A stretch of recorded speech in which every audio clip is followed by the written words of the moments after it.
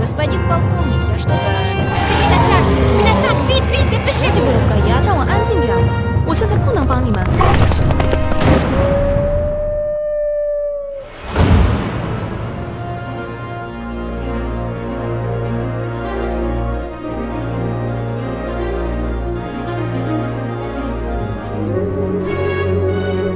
Sohane went to visit Fire as often as she could. If it wasn't too late in the afternoon like today, she would go for a ride with him in the forest.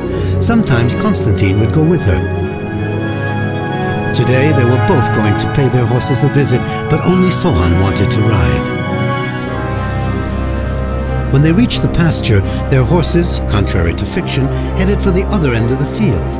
The myth of the horse galloping over to his master was invented by romantics who attributed dogs' traits to horses. A horse was always free and independent.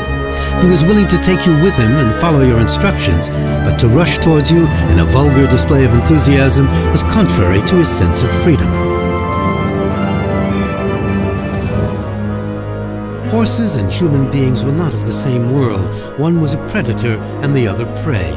With a gregarious instinct, and although they understood and respected each other, humans had to understand that they could not run after them fast enough, and if an animal ended up coming, it was only because he wanted to.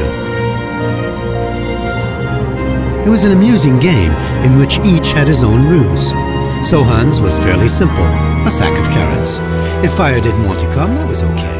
Sohane would simply give the carrots to another horse in the pasture.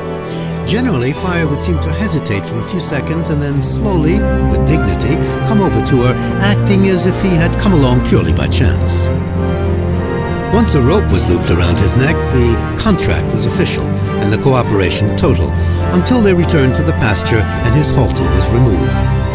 Fire would then pretend to escape, as if to say, "Free at last, it's about time."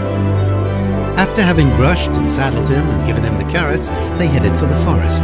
There was no need to decide whether to gallop or not. Although Fire would have gladly obeyed her order, it was such a pleasure to let the horse decide for himself. And the decision wasn't long in coming. As soon as they came to the first straightaway, the Ferrari of the equestrian world was off and running.